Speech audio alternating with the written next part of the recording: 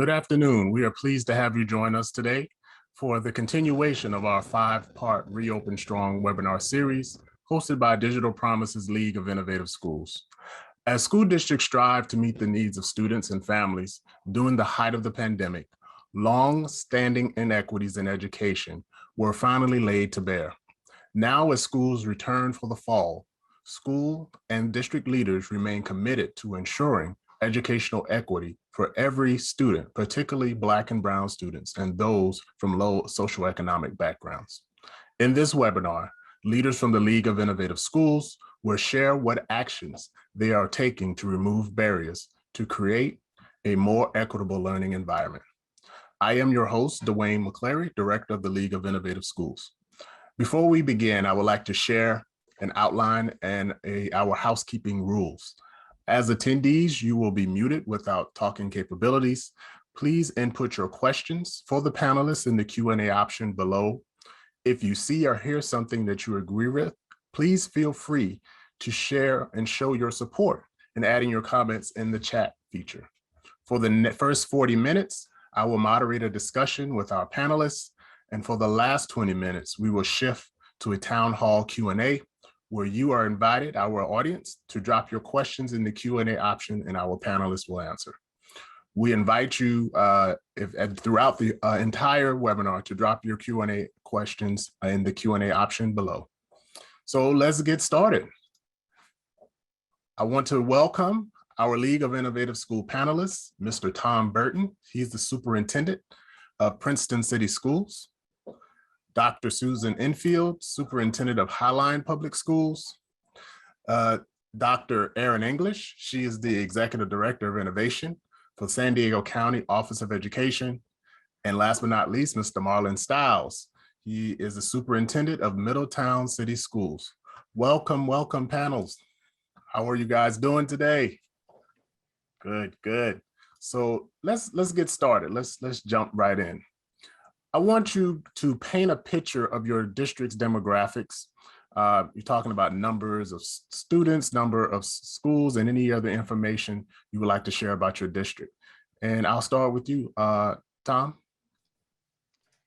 Thank you. We're really excited to be part of this great panel. 3 unbelievable superintendents and me. So doing our best to represent. So Cincinnati Princeton City Schools, located just outside of Cincinnati. Obviously, we have about 6,100 students. We're very proud of 80% of our students being students of color. We have 31% of our students that are Hispanic and 21% that are English learners. And we're trying to get it done each and every day. We have 11 school buildings. We have an innovation center that's really doing things quite differently and really kind of breaking down some of these barriers, traditional barriers that we faced. So that's Cincinnati Princeton. Thank you, Tom. All right, up next, Ms. Susan Enfield. How are you, Susan? I am doing well, Dwayne. Nice to see you and good to see my friends here on the screen, and welcome everybody. I am starting my 10th year as the proud superintendent for Highline Public Schools. We are a richly diverse school system serving just under 18,000 students in grades pre-K through 12. And when I say richly diverse, I mean it. We have well over 100 languages spoken across our district, with the top languages being Spanish, Vietnamese, and Somali. And one of the most beautiful things about Highline is that we embrace that diversity as a tremendous asset, and our community sees it as such. We are located just south of Seattle. When you land at SeaTac Airport, our district surrounds the airport. And I believe personally, and we believe as a system, that how we talk about our students matters mightily. So we really try to use asset-based student-first language. So I will tell you that each and every one of our students is brilliant, beautiful, and brimming with promise. And only after that will I share that many of our students face the challenges that are all too common across our urban districts in the country. But the beauty of Highline is that we have a team of adults here working each and every day to make sure that whatever challenges our children may be facing do not become barriers to their success. Awesome, awesome. Up next, Dr. Erin English. Welcome, Erin. You're muted. Erin, you're muted. There we go. We need to put that on a mug. You're muted. I'm muted. I'm gonna have a That's shirt. our life. Oh, I know. We think we'd get it right. Actually, I've had the pleasure of working or going to Susan's district, and everything she said is absolutely true. So I wanted to clarify, I'm not a superintendent. I'm an executive director for the San Diego County Office of Education, and I have the absolute pleasure of working in the Innovation Division. And we are a 3-year new department. We serve the San Diego County, and the San Diego County serves over 500,000 students and 43 districts, predominantly Hispanic and Anglo Caucasian, and we have about a 50% poverty level that we serve. So we have been just working to make sure that we're designing our programs from the student out, not from the system in to the students. So that's been our work, is making sure we're hearing the voices of students and designing programs around them. Awesome. Thank you, Erin. And last but not least, my good friend in Ohio, Dr. Marlon Stiles. Good afternoon, everybody. Marlon Stiles, proud superintendent of Middletown City School District. Dead smack in the middle between the Cincinnati Reds and Cincinnati, Ohio, and Dayton, no baseball affiliation. Just up the street from my good friend Tom. So excited to be here with Dr. English and Dr. Enfield as well. Middletown's a proud urban district, 6,200 students, 10 schools total. We are a proud district with 100% free and reduced lunch rate, serving 6,200 beautiful souls and individuals. We have a belief statement that we believe all students can and will be successful. We are transforming system, really accommodate their needs. Thrilled to be here today. Excited to dig into some conversation about reopening schools. Great to see everyone. All right. So let's get into it. First question off the cuff. So as you know, there are so many things going on in our world today, especially in this current climate of everything being politicized, face masks and what's being taught in schools, social justice unrest. How are you supporting and moving equity and access forward in your districts? How are you doing that? And I'll start with you, Susan. Sure. Well, at a very high level, just last week, we held our 4th annual district-wide equity symposium. We started this several years ago. All staff participate, and staff and community partners host sessions and workshops. And this year's theme was every student at the center. And why this symposium is so important as we kick off every school year is it makes sure that equity and our relentless pursuit of becoming an equitable system remains front and center. This year, the topics ranged from culturally affirming social emotional learning, disrupting ourselves and our internal bias, grading for equity through family engagement. And one of the titles I liked really a lot was "So You Think You're an Ally, ... So there was a rich array of learning opportunities. And most importantly, it featured student voice. So we heard directly from students about what they're experiencing in our schools and what we need to be doing differently. So that really sort of sets the tone and the backdrop for everything that we do this year. And we have, I think, as my friends here know, a fairly detailed equity policy and procedure that the board adopted prior to my arrival.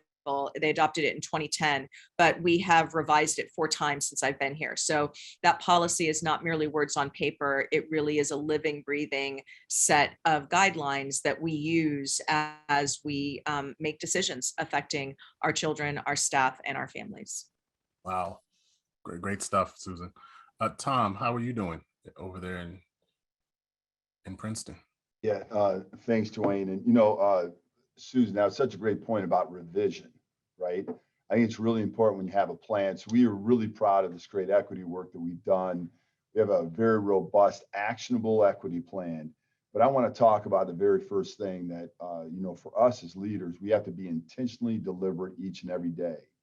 So there is not one day that from a leadership perspective, from my lens, I do not talk about equity. And I think that is really, really important. We talk specifically about making sure that that conversation is permeated throughout the course of the district, not just by leaders, not just by administrators, not just by teachers, but every employee in the district. And so I think that's so really important to make sure that you do each and every day.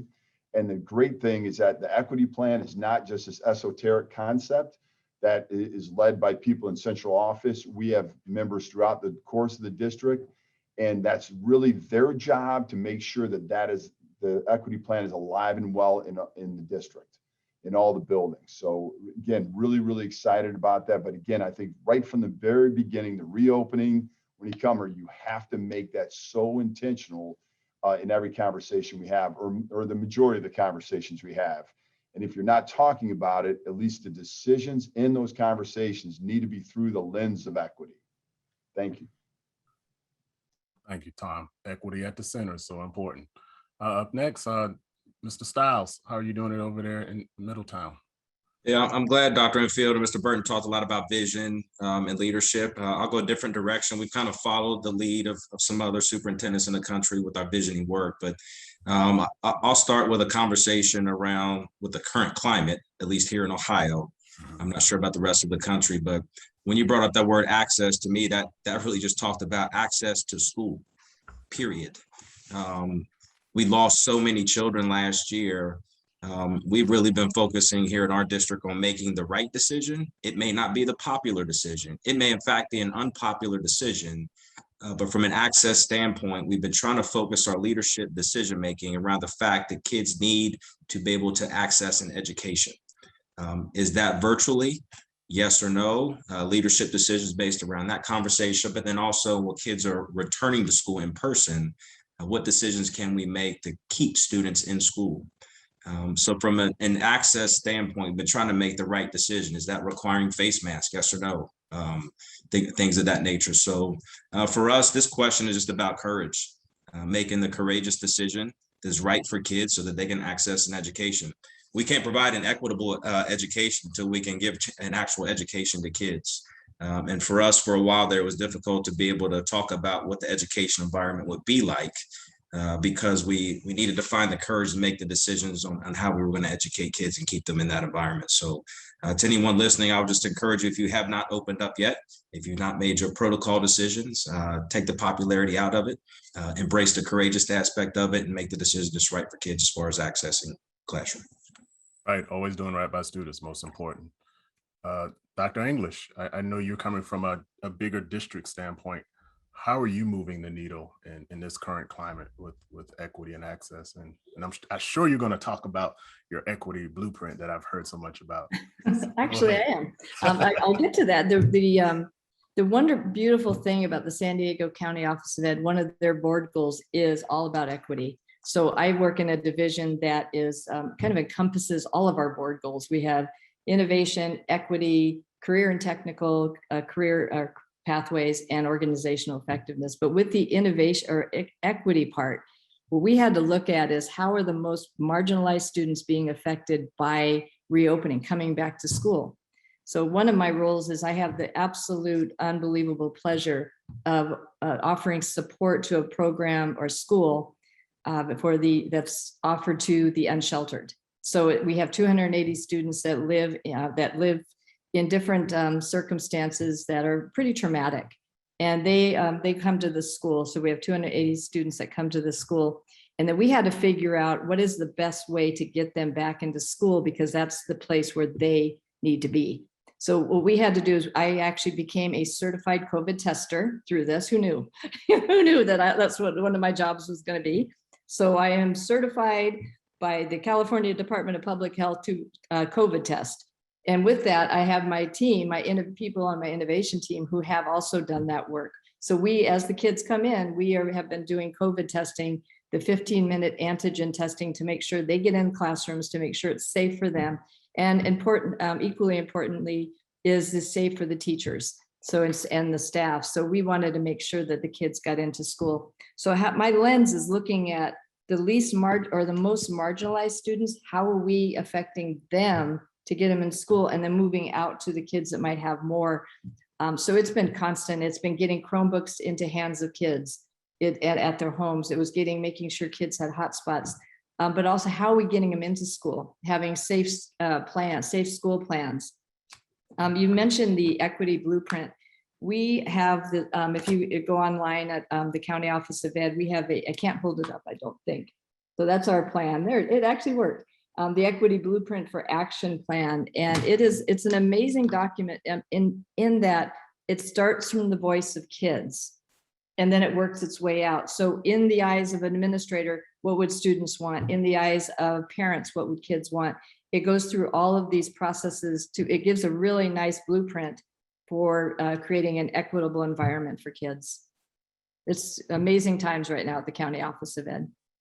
Wow, great. That's some great resources. I think we'll drop those resources in the chat shortly. So we've heard a lot about, how you're doing it in your districts. We've heard about how you are pulling it, from a student focus, doing a district level focus, and then, your blueprint. Let's turn the page a little bit and let's talk a little bit about access. So before we get started, I'm going to quickly share my screen because I want to share something that started in the league with support of our friends at Future Ready before we jump into that. Digital equity is more important than ever because if we're going to turn this crisis into an opportunity for our students, we need to make sure they remain connected to their teachers and to one another. School community has never been more important than it is now. So let's connect all kids. Digital equity, it's the same conversation, just a different day. You want it to be fair and integrate technology the right way?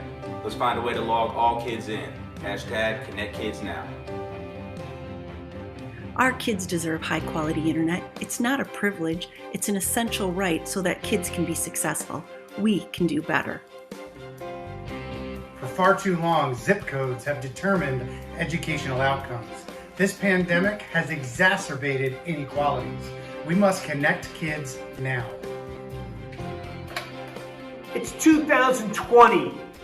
This can't be the way. Let's connect kids now. Technology is ubiquitous. Students should have access to the internet and digital learning just like they have access to a textbook and a pencil. Digital equity is a right, not a privilege. Connect students now. Digital equity. If we're serious about providing all kids equal access, we need to connect kids across the country now. Every child in this country deserves to have access to the internet. Hashtag Connect Kids Now. A lack of digital access equals a lack of educational opportunity. Digital access must and should be a basic service for all. It's time we see it as a utility and not as a privilege. It's just like water, gas, and electricity. Connect kids now. Digital equity is for all of our nation's children. All kids need equal access. It's not my district, it's not your district. It's about all schools all across the country. Hashtag Connect All Kids Now. Don't take it from me, take it from these two. The internet should not be a utility. My friends and I love to learn, help every student get internet. Can we count on you? Connect Kids Now.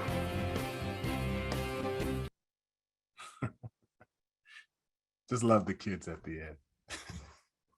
So as we pivot into, digital equity, or even talking about access for students, the pandemic, as you know, uncovered so many inequities. And in particular one, an example is, I think, something that we all have been talking about is, access to universal broadband, access for kids. What does sustainability look like in your district? And Aaron, I know you're not in the district. What does sustainability look like in your area, and how are you supporting that? And what did you do to deal with it? So we did, first of all, we did an assessment in the San Diego County to find out connectivity for our kids and our students.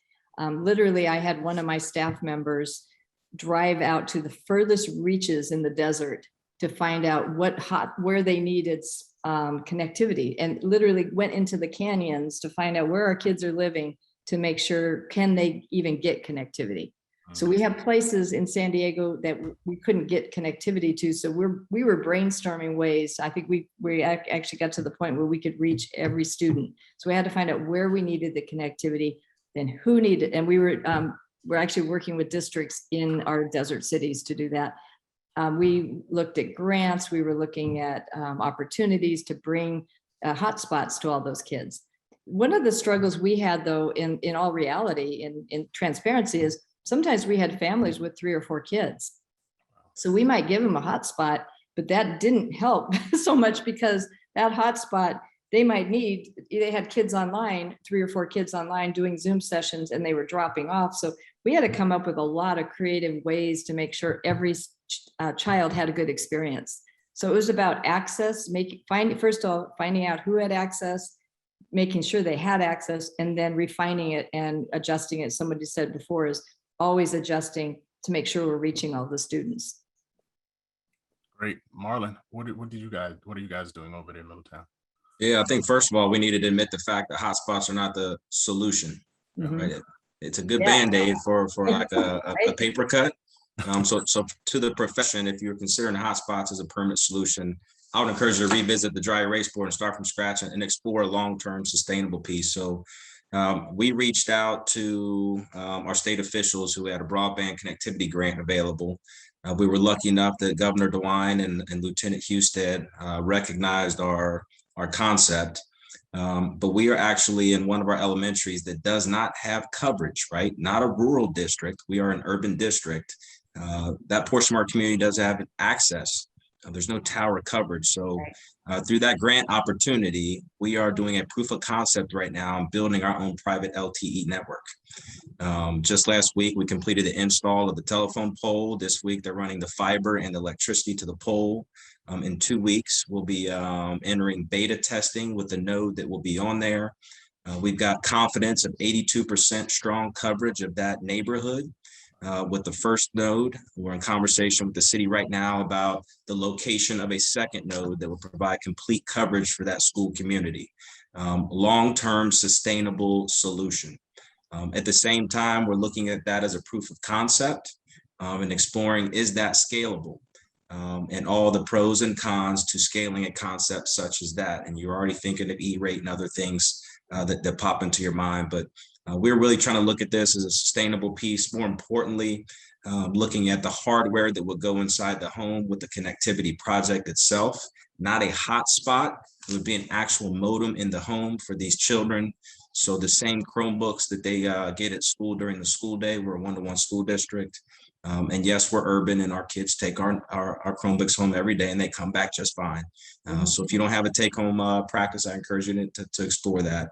But those same school issued devices, when they go home, remain connected to our network and kids can stay logged in. So that's what we're up to. Excited about the next couple of days, really get into beta testing for that proof of concept. Wow. And who would have known? You would have been knowing about nodes and in the business of internet. IT. IT. Tom, what are you guys doing over there? How are you ensuring access for students? Thanks. You know, in that video you heard about broadband really needing to be a public utility. And I was on calls early on, and there were many superintendents that participated in these calls, and it was all, we have to do more, we have to do more. And the vast majority of the superintendents said, we can't wait. And so what we did is we went out and we really pushed on our business and community partners that we have, and they really stepped up significantly. This is before the grant that Marlon was talking about. And so we raised hundreds of thousands of dollars to literally eliminate the digital divide right away. But like so many other superintendents, what do?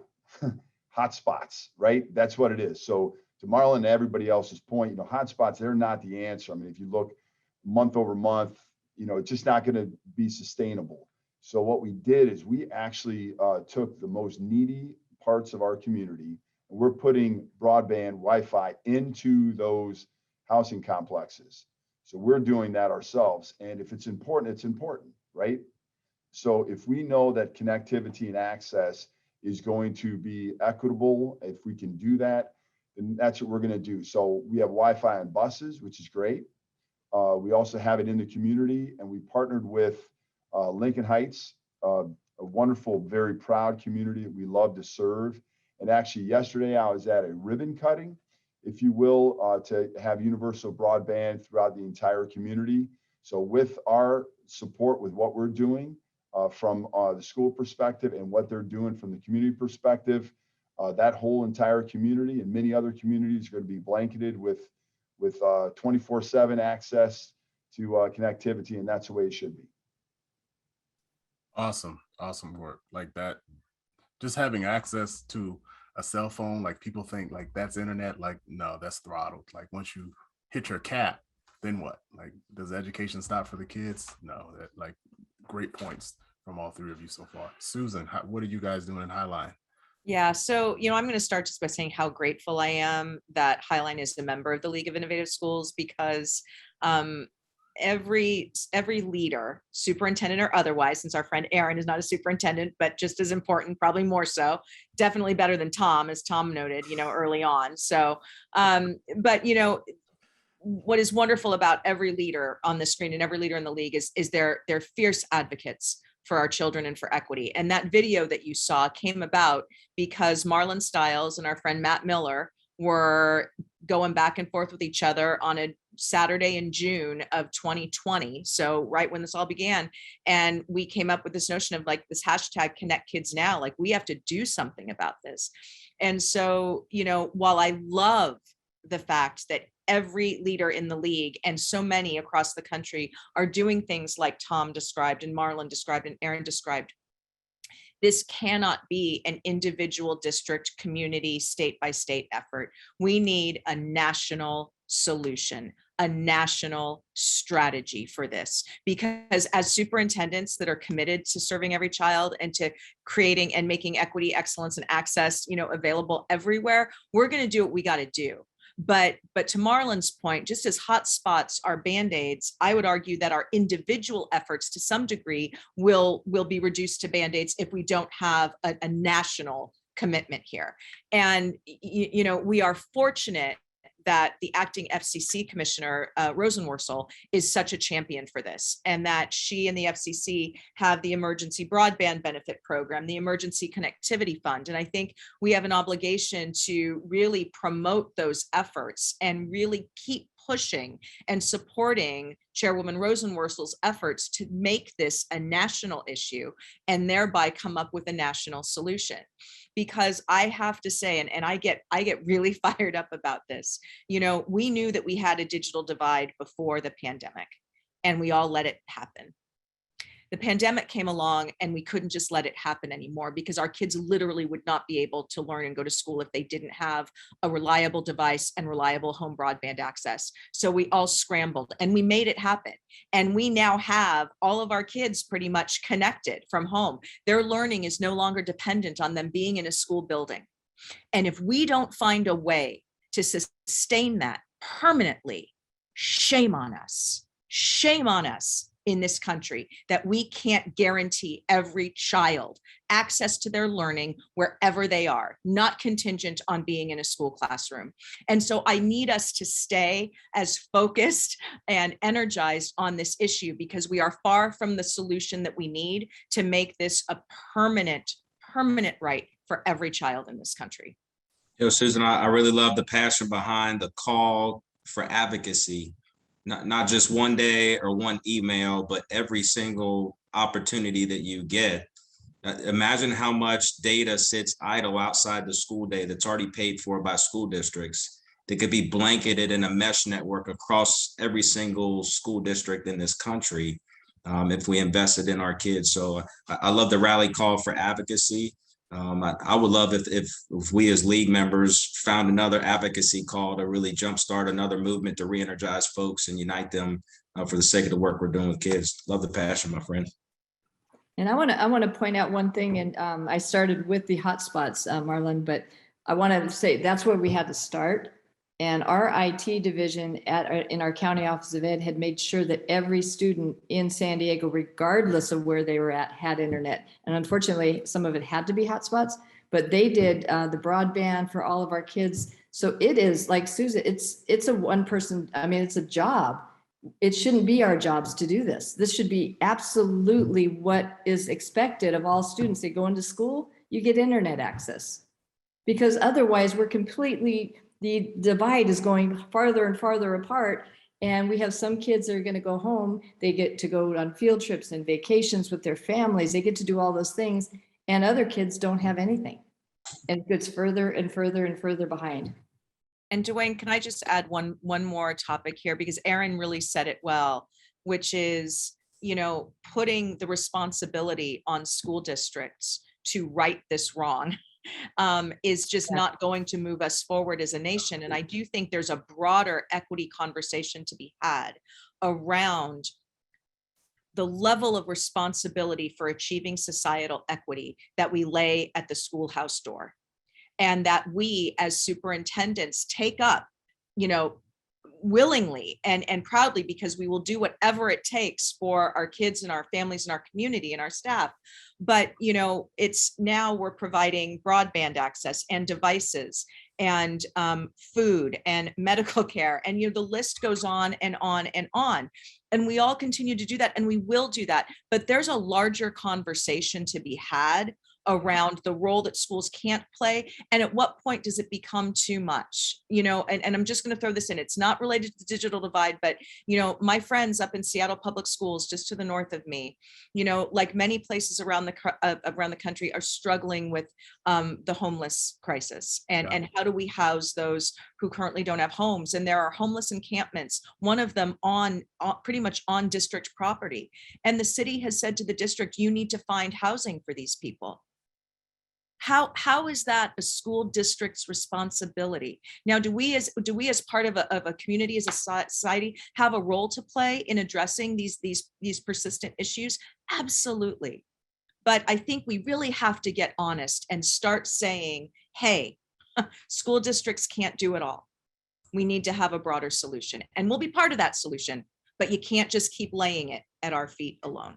Yeah, go ahead, Tom. Susan, that's such a great point. And, when you start talking, it should not have taken COVID, right? So there's a bunch of should not have taken COVID. To have appreciation for educators, to have us actually start spending money where money matters for students. It shouldn't have taken COVID for parents to be parents, for leaders to be leaders. It should not have done all that. And really, when you look at this whole concept, as everyone's talked about, right? If we're talking about access equity, it's not just the whole digital component, right? So a device is only as good as if they can connect, which is only as good as if kids understand, which is only as good as parents can support, which is only as good as educators can teach and reach in an unbiased way to be able to actually have kids matriculate in a manner where learning is going to become relevant to them. And so when you talk about access, I actually was really excited when I first got the email, because I was thinking specifically curriculum and one aspect of what we were doing with our equity plan, and our highest level of course offerings we have in our high school is our International Baccalaureate program we have. And we are 80% students of color, as I mentioned before. And I would say, we're so proud to say this, in 2 years, of a 2-year period of time, 80% of the students at Princeton graduating with International Baccalaureate diploma are students of color. Awesome. Snap that up. Wow. So you guys, I think the panel's over. Like, we're done. Like you guys have covered advocacy. Fix it now. It's on you now, Dwayne. Go. I got it. I got you. So you talked a little bit about, I know all of you hit a little bit on marginalized kids. And I think, Susan, you talked a little about homeless kids. My question is, during this pandemic, how do you communicate, and how did you communicate with the underserved communities in your district, like homeless or marginalized kids? Because that's where the equity work happens. How do you communicate with them, and how do you bring their voices in and their parents' voices into your models or your frameworks to inform what's next for you? Go ahead, Erin. I see you. Yeah, I can speak to that because that's one of the programs I oversee in San Diego. It has to start from understanding where the parent is coming from, and also not generalizing it and saying they're all coming from this place or they're all coming from that place. Every one of those parents has a story. In fact, I'm going to tell you a little quick story about a little girl I ran into the other day. And I asked her, she kept referring to me as ma'am. And in California, we don't use the term ma'am very often, but in Louisiana, where I have family, they use the term ma'am quite often. So I said to her, and she goes to the school I was referring to, and I said, hey, where are you from? And she looked at me and she said, everywhere and nowhere. And I was just kind of taken back by that because, and then I said, oh, hey, listen, I wasn't prying, but I wanted just to, share, I told her that, Louisiana, they say, and she goes, oh, I've lived in Louisiana. And she named 4 different places in Louisiana that she had lived.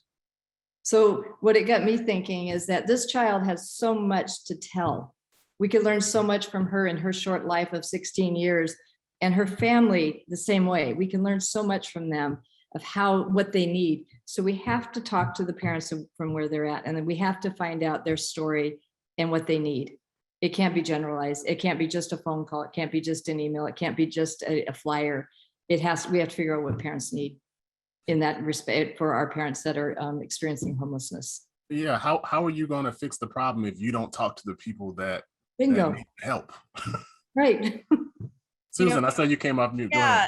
And I so admire the work that Erin is doing in San Diego. And I have to say that one of the beautiful things that has come out of the last year and a half or so is that really titles and official roles and responsibilities kind of went out the window, right? So it was all hands on deck, other duties as assigned for everybody. And so what that meant was for us, we weren't transporting students last year, but we wanted to keep our bus drivers employed because we knew we were going to transport students again eventually, and we needed our bus drivers to be available. And so, we had our wonderful award-winning Highline transportation staff, delivering devices and hotspots and meals, not just to different sites around the district, but to shelters and to places where we knew we had students and families who needed access to those and wouldn't get it otherwise. And so one of the things that I hope we keep post-pandemic, when we can actually say we're post-pandemic, which we're not there at this point, is how do we not revert back to being so rigid in not my job? I don't do that, not in my job description, because I think that what we've learned is, doing whatever it takes for our children, doing whatever it takes for our community should be at the heart of everybody's job description, no matter what. And so let's keep that. Yeah, I think that's real powerful what we're talking about, communication, especially for our marginalized students, our Black and Brown students. But if we're honest with ourselves, I think the question should be a little deeper than how do we communicate during the pandemic. Our marginalized students and our Black and Brown students, they've been living a pandemic their entire lives. And that pandemic's continued inside of our school systems across this country. So we've always tried to just slow the conversation down and really focus on who are we not serving and what do they need? And starting with simple questions such as that has allowed us to become more equitable in our resource allocation with some of the recent funds that we were blessed enough to get through ESSER allocations. Yes, it would have been nice, as creative as we all enjoy being, to do innovative things for kids. But as we started really digging into resource deficits for our marginalized students and our Black and Brown students, we doubled down on what they needed. We didn't just want to provide the basic necessities that they needed to function effectively in the school system. We doubled down on it. We've committed for 3 years with those ESSER funds for those equity-centered allocations. As we move forward, I would love if that timeline for those ESSER funds was extended. And I'm just talking from a budgetary standpoint now, so that those allocations could be extended for those kids moving forward. More importantly, we really looked at this from the staff perspective. Right now, we are transitioning our school district over the next 36 months. 36 months, that's 12 times 3. We're really digging in. I'm bad at math, Susan, I'm real bad. But we're focusing in on the adults as well. We can put Class Dojo into play. We can put communication tools into play. We can translate our communications left and right. But we want to make sure that communication is accessible inside the classroom through our educators. So for the past 6 months, we've been gearing up a structure to transition all of our staff to earn a micro-credential in diversity, equity, and inclusion between now, August 1, through the next 36 months. This is a return on investment for us for some professional learning, but it assures us that we're transforming practice so the kids can have better access in the classroom, which we believe will transition into the home with better communication and engagement and partnerships with families. So we've explored single micro-credentials. We're exploring, we've landed on a stack for credentials that we're going to offer as well, but we want to make sure our staff is armed with the skill sets they need to transform their practices that ultimately allows us to better communicate, engage, and partner with our marginalized population in our community, especially our Black and brown. Great points. It should not have taken COVID to fairly fund education, right?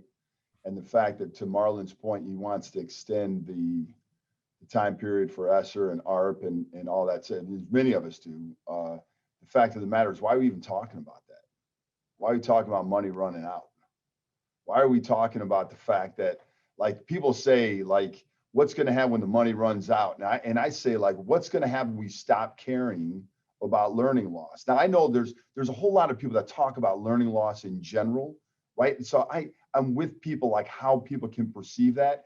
But the fact of the matter is, as Marlon started, so many of our kids every summer, right, lose all these opportunities where kids that are middle class or upper class, they continue to have these, or learning continues, and it's so very different. So we need to continue to fund education the way it should have been funded from the get-go, but we haven't always done that. So when you look at communication, to be totally vulnerable here, and I believe it's a good trait to have. So I'm gonna be a role model here, I guess, or model this practice. So when we first we sent out a survey electronically to see who has connectivity. How about that? How can people who don't have connectivity even participate, right? So silly that we did that, and then we changed it, right? I mean, it wasn't long. We left it out there. We're like, oh, geez, well, this is kind of silly. But the fact of the matter is, it transcends much more than just that. It's also, and we actually say in our equity plan that we really want student voice, authentic student voice. And even from my role, when I have a monthly cable show, if you will, and yet we focused on students, we talked about students, but students didn't participate as a co-host with me until I woke up one day and oops, we need to have a co-host. That's a student, authentic student voice. Again, being intentionally deliberate each and every day. And sometimes we lose sight, we skip over things, we try to do things hastily. But the fact of the matter is that when you look at the whole communication aspect, you have to be intentional and deliberate and make sure you're hitting on all cylinders the best that you can by being exceptionally visible in each community that we serve. And by doing that, that access to you as a leader, that access to you as a community leader is really important to be out there. And I know that my colleagues here and many of them across the country have done just that. And there is no job that's too small for any of us. So let's not act like there is. Tom, that is so well said. And I got to say, you hosting a cable show sounds like must-watch TV to me. So I'd like to know when I can tune in and see you in action. If anybody has insomnia, tune in. For sure it's a cure. I'm not a doctor and I don't play one on television, but that would be awesome cure right there. Just watch and put you right to sleep. Okay, I'm tweeting that link for this video show because I got to see this now. All right, so all of our attendees, I want to invite you to drop your questions in the Q&A option below on the Zoom panel below. So click Q&A and type your questions in. Before we switch over to the town hall Q&A questions, I have one final question for our panelists, and I'm going to ask you to rattle off in about 1 to 2 minutes. For all district leaders or even county leaders, kind of like where Aaron's here, that are listening or will see this series, what are 1 to 2 practices they could do today to promote equity and access in their district? 1 to 2 practices they can do today to access, promote equity and access in their district. And I'll let whoever wants to go first. I'm not going to call on anyone. Yeah, I'll jump and keep it short and sweet. So when we get to the audience questions, number one, I would say is make sure your values, right? Your values and beliefs as an organization spread across the culture and your staff they eat, sleep, and breathe equity for all children. That all children can and will be successful. Number two, that your organization has the courage to move from awareness to action.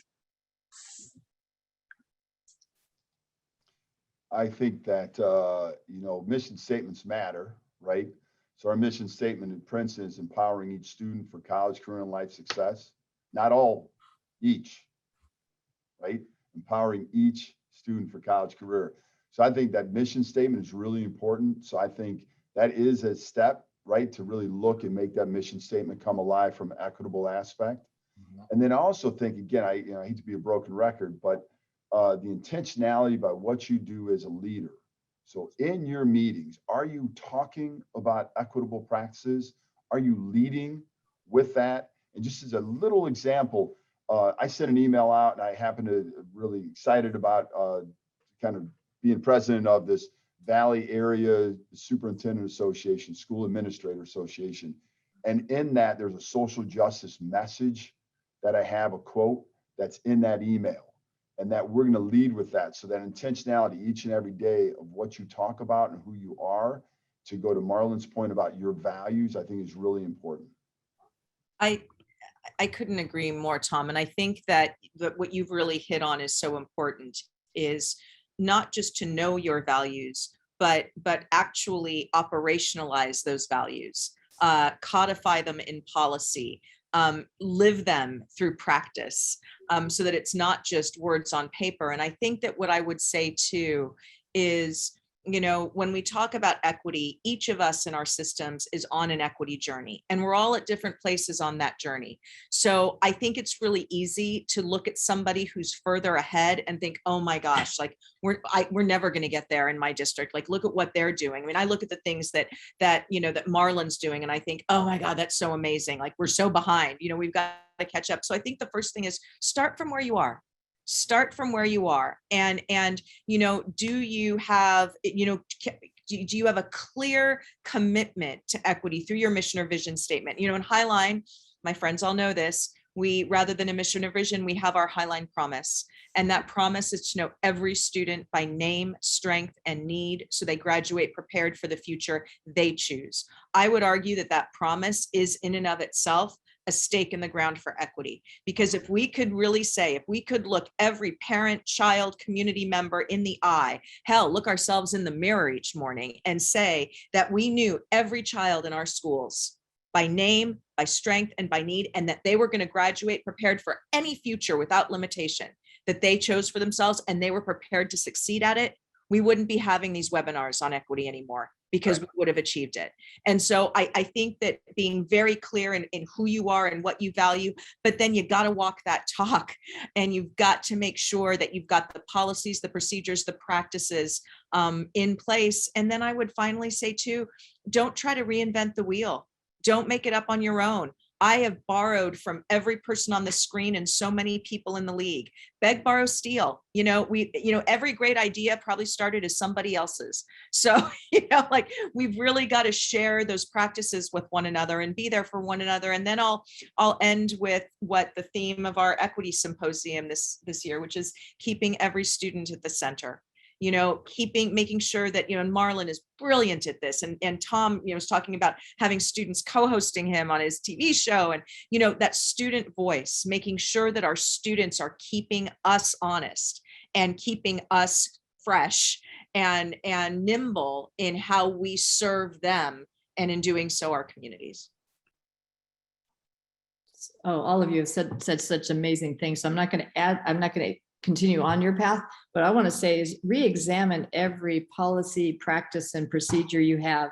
Deeply look at that, because our system was not made for people who don't speak our language, who don't look like us, who are culturally different. It wasn't made for that. Those were the outliers. And what we have to do is look for every policy we make. Does it affect every child? And look at those, or every teacher we have. Because right now the assumption is that every student that comes into our program, every parent that walks through our door understands our kind of crazy, outdated system. So they're walking in our door and they don't even understand that, if I didn't turn in that paper, or therefore my child doesn't get into that program because I didn't know to turn in that paper. we have so many assumptions in our educational system Yeah. that we have to break down those assumptions and help people where they're at and how they're coming in, and take slow it down. We're not just pushing people through. I used to look at education as being like the pirate ship, and we had the gangplank, and okay, 12 years, they're done. We push them off the gangplank, go, go swim, sink or swim. We did our job. But we have to understand we are the saving force for these families. We can take children and families out of poverty. We can change lives. We can change the trajectory of anyone's lives by what we do every single day.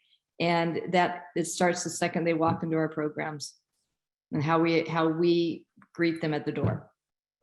Wow, powerful. I hope everyone was listening, because those were all powerful components to really take into heed into moving this work forward. So we have some questions. First question for you, Marlon. What micro-credential platform is Marlon exploring for his staff to earn an equity and access micro-credential?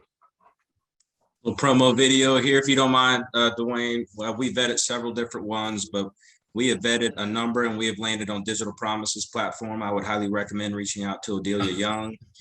Take some time, vet the website. Great information about the research behind it, the theory behind it, practices, evidence, how it will be assessed, things of that nature. Feel free to reach out should you need some consultation. I can share what my team has found, but happy to share. Awesome. Great work on micro-credentials team. All right, next question. What would panelists recommend districts and leaders to do to promote equity and access if they do not have explicit state support for prioritizing equity policy? Let me put my glasses on. Sure. You know, one of the things that actually we participated in this, Susan did, and so did Marlon. Actually, Marlon and a couple others. Marlon, how many other superintendents joined you to help create the C Summit? We had a total of 10 districts for the C Summit. So we had, I think, over 1,000 people that signed up for this. But this is something that was so strong because it was about student voice, right? So when you look at advocacy, sometimes, you know, we try to eat that elephant in one bite, right? It's a bunch of small bites. It's the only way you eat this big whole equity aspect. But starting small, I think Susan mentioned about starting where you are, which I think was an amazing point. But when you look at that, when you're not getting all the support in the world, like let's just look at, I hate to say this, but let's look at it manipulatively. How can people turn away kids? And it's so important anyway to have the students be at the forefront. And that's what made the CS Summit, the C Summit so valuable, because it was professional development led by students really talking about their experiences. So maybe if you start there and you develop a program, and I know, you know, I'm not to kick Marlon on the bus, but I do that all the time. So Marlon would love to volunteer. I'd volunteer too. And I know Susan and Aaron would as well, to talk a little bit about our experiences with the CS Summit, to really kind of put the students where they need to be in forefront and talk about their experiences. And maybe that's a platform from which you can build upon to like show the value and what the students feel. Because the students, and even though I think we do great things, but our students, no matter what we do, still feel sometimes underrepresented, and they still feel like more can be done, and we need to listen to them. And if the state's not listening to you, if your superintendent's not listening to you, they're going to listen to students.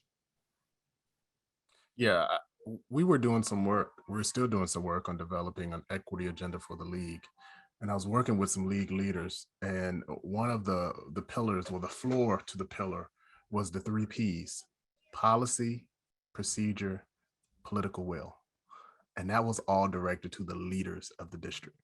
Like, you got to have policies and procedures that promote this work, but then you as a leader must have the political will to go against the grain. And I think everyone on here has that political will. So, and you also got to know when to use it and when not to use it.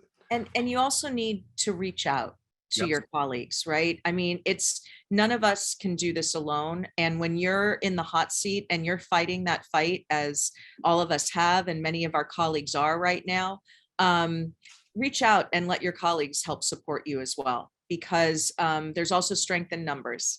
And we all need to band together around one cause, and that is our kids. Yes. So we could add another P and put perseverance in there, right? Because Lord knows we need that more than ever. And I just wanted to add, working with Digital Promise, I've been a member of Digital Promise in a couple different districts. I've been in for about 6 years or more. But always you have the camaraderie in this group and the expertise, the level of expertise and the tireless efforts that our superintendents and our district leaders put together or put out every single day. We have to tap into that and say, what did you do? And be humble and say, I don't know.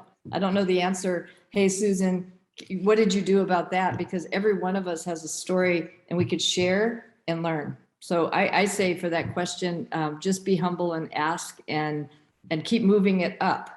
Just keep moving this up. Yeah. We have one more question that came in. Do you see virtual learning options in K-12 as part of student equity and access of education? I would say absolutely yes. It wasn't a large group, but there are students for whom remote virtual learning, distance learning, whatever you want to call it, really worked. Yeah. And I feel that we have an obligation to provide them with that. I mean, we've got to look at the learning options we give our kids as a menu. And I think virtual learning is now a forever part of our menu. So we've launched our Highline Virtual Academy. We've got over 600 middle and high school students that are opting for that this fall. I agree with you 100%, Susan. We're about the same metric, just under 500 kids in our virtual program as well. It's choice. It's no different than kids choosing to go into AP programs, no different than a student choosing to enjoy marching band or choose foreign language, or a kid that wants to go to the library to get a book in the 3rd grade. It's choice. So I believe it should be a staple in education. I do think we've only entered the first prototype of virtual learning for our children. So I would hope that our profession doesn't just take what we did last year as virtual learning and call that our final prototype, right? If you're design thinking like me, right, there are some iterations that need to happen to virtual learning before we can say that we have a proof of concept that kids can be successful in that environment at a very high degree. So I would encourage us to, if we are going to embrace it in our district, and I do agree it's our obligation, staple in our district as well, yes, but continue to give us some good old fashioned TLC, put some elbow grease on it and keep polishing it up for the sake of the kids who thrive in that environment. Yeah, I would also add that, as we look at different programs and whatever, as Marlon said, that there's constant iterations that we go through, but there are these big companies, and none of which, by the way, are partners of Digital Promise, which I'm so happy about, and the league. They're not partners, but they look at it from one. They have like one program, and so some of the districts that we all know of, they're like, oh my goodness, this is great.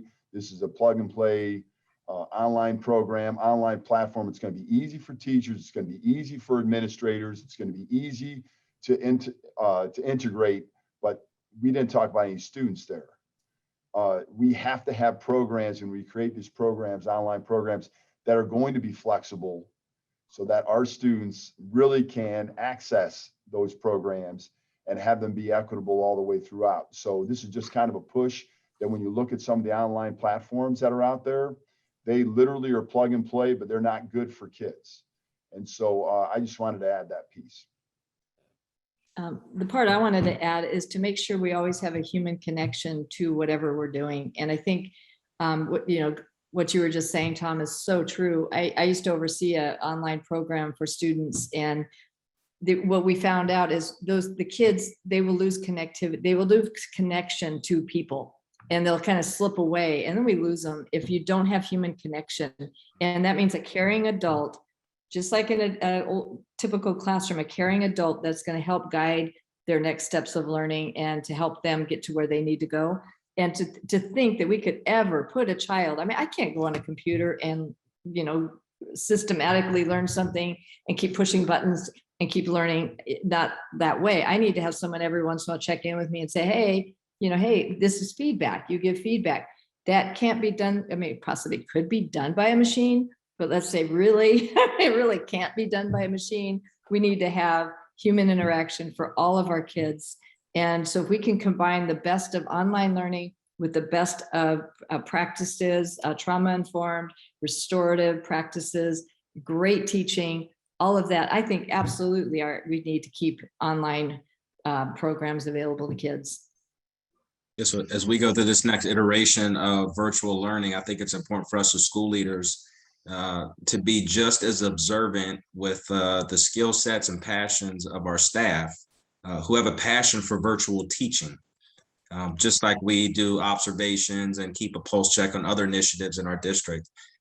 Because Aaron, you bring up a fantastic point. That adult connection for the children is absolutely critical. So I don't want to get in a reactive mode like we did last year with virtual learning, where we're just throwing staff at virtual learning to get up and running for the sake of kids. Let's pay attention to who's passionate about it and who has a big giant thirst for serving kids that way, and try to accommodate our staff so they're in an environment where they can be most impactful for kids.